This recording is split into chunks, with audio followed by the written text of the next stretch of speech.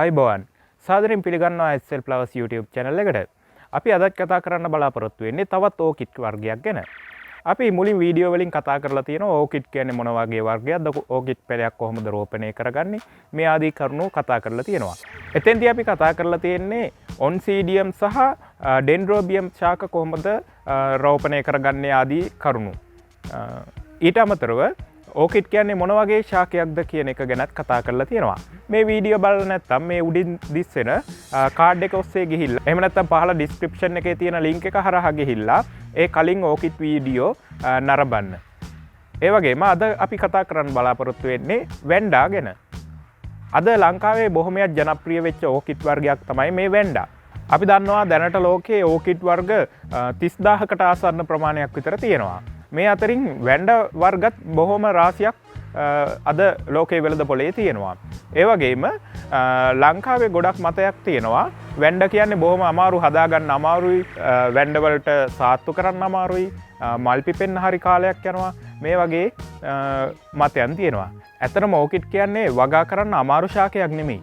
ඇත්තටම බොහොම ලේසි ඕකිඩ් වගා කරන්න. ගොඩක් අය මේකට පෝර දාන විදිය කොහොමද කියලා අහනවා. ඇත්තටම ලොකු ප්‍රශ්නයක් තියෙනවා ඕකිඩ් වගා කරන අයගේ අතරේ. නමුත් මං කියනවා ඕකිඩ් කියන්නේ බොහොම ලේසියෙන් වගා කරන්න පුළුවන් ශාකයක්. මේක අපි හරියට දැනගන්න ඕන ඕකිඩ් ශාකයට අවශ්‍ය මොනවද කියන කාරණේ විතරයි. ඒ ඕකිඩ් වලට අවශ්‍ය මොනවද කියලා අපි හරියට දන්නව නම් ඇත්තටම හරිම ලේසියෙන් වගා කරන්න පුළුවන් ශාකයක් තමයි ඕකිඩ් කියන්නේ.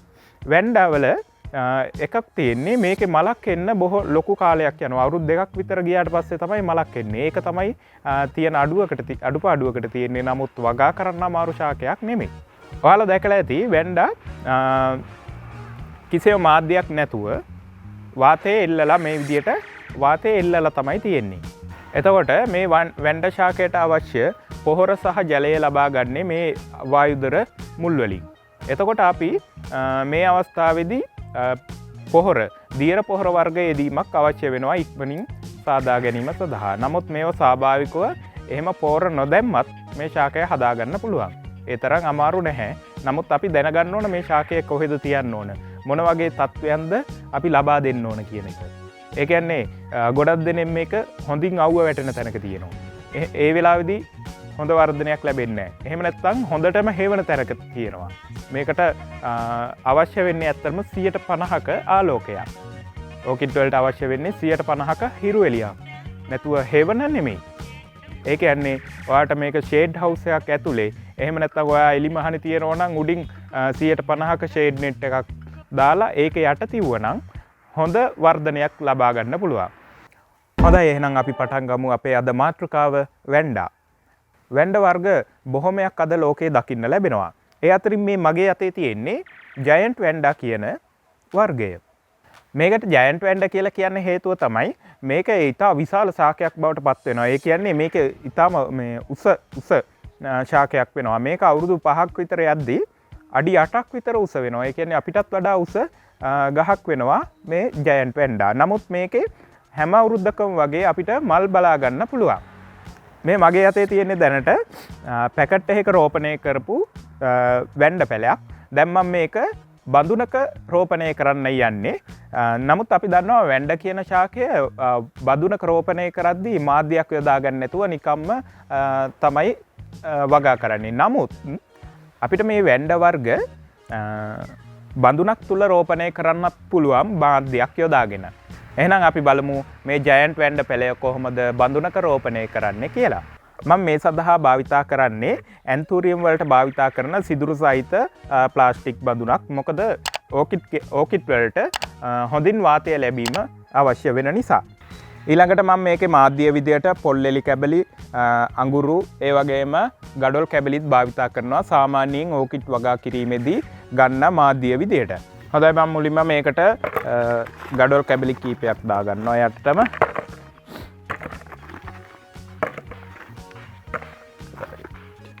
ඊළඟට පොල්ලෙලි කැබලි කීපයක් දාගන්නවා. ඊළඟට මම මේක මේ පොලිතින් පැකට් එකෙන් ඉවත් කරගන්නවා මුල් හානි නොවෙන්න.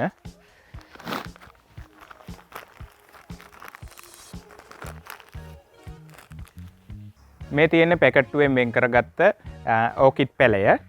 මේකේ අපි සාමාන්‍යයෙන් වැන්ඩවලදී කතා කරනවා මාධ්‍යයක් යොදා ගන්න නැහැ කියලා. නමුත් මේකේ මාධ්‍යයක් තිබ්බත් ඔයාලට පේනවා ඇති හොඳින් මුල් වර්ධනය වෙලා තියෙනවා.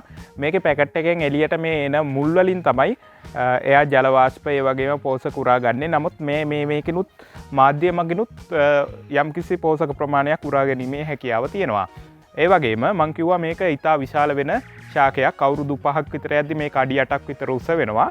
එතකොට ඒකෙදි රඳවා ගැනීමේ හැකියාව එන්න තමයි මේ බඳුන පාවිච්චි කරන්නේ. මොකද එහෙම නැත්තම් මේක රඳවා ගන්න අමාරුයි. නමුත් ඔයාට පුළුවන් මේක මාධ්‍යයක් නැතුව සාමාන්‍ය බඳුනක සාමාන්‍ය වැන්ඩා වගාවක් කරන විදිහටම මේක රඳවා ගැනීමේ හැකියාවක් තියෙනවා. ඒකේ ගැටලුවකුත් නැහැ.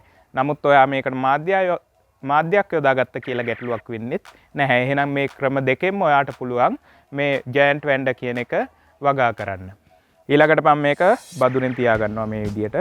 තියාගෙන මේ බඳුනෙන් හොඳට රඳවා ගැනීමේ හැකියාව වෙන්න පොල්ලෙලි සහ ගඩොල් කැබලි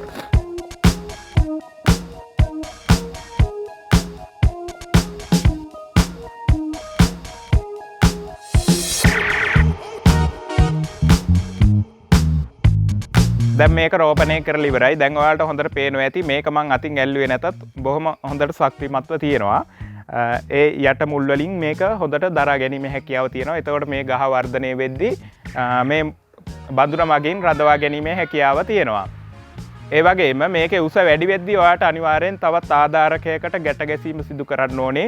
මේ බඳුන ප්‍රමාණවත් වෙන්නේ නැහැ උස වැඩි වෙද්දී.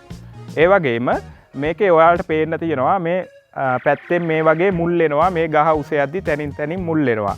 එතකොට මේ මුල් ආපු තැනකින් ඔයාට මේක කට් කරලා වෙනත් පැලයක් හදාගන්නත් පුළුවන්. ඒ වගේම මේක උස යන්න දීලා ඔයාට හැම අවුරුද්දෙම මල් ලබා ගැනීමේ හැකියාවක් තියෙනවා. එතකොට මේ බඳුනේ මාධ්‍ය තුල රෝපණය රෝපණය කරාට ගැටලුවක් නැහැ. මෙයාගේ මේ තැන් වලින් එළියට මුල් එනවා. මේ වගේ අවශ්‍ය කරන මෙයාට අවශ්‍ය කරන ජල වාෂ්ප පෝෂක උරා ගැනීමේ හැකියාව තියෙනවා. අපි මේ ඕකිඩ් පැලේ රෝපණය කරලා ඉවරයි. මෙතෙන්දී දැන් අපි දන්නවා ලංකාවේ පොහොර ගැටලුවක් තියෙනවා. එතකොට ඔයාලට ප්‍රශ්නයක් ඇති කොහොමද මේකට අපි ෆර්ටිලයිසර් එහෙම නැත්නම් පොහොර දැමීම සිදු කරන්න කියලා. ඔයාට පුළුවන් මේකට වියලි ගොම සල්පයක් දාන්න සති දෙකකට වරක් වගේ. එතකොට ඒකේ පෝෂණයත් මෙයාට ලබා ගැනීමේ හැකියාව තියෙනවා. අපි විශ්වාස කරනවා අද වීඩියෝ එකෙන් ඔයා අලුත් දෙයක් ඉගෙන ගත්ත කියලා. එහෙම අලුත් දෙයක් ඉගෙන ගත්තා නම් මේ වීඩියෝ එක හොඳයි කියලා හිතනවා නම් ලයික් කරන්න. ඒ වගේම ඔයාගේ යාළුවන්ට ෂෙයා කරන්න. ඔයා මේ අපේ channel එකට අලුත් කෙනෙක් නම් පහළ subscribe button එක ඔබලා අපිත් එක්ක එකතු වෙන්න. එහෙනම් සමුගන්නවා නැවත මේ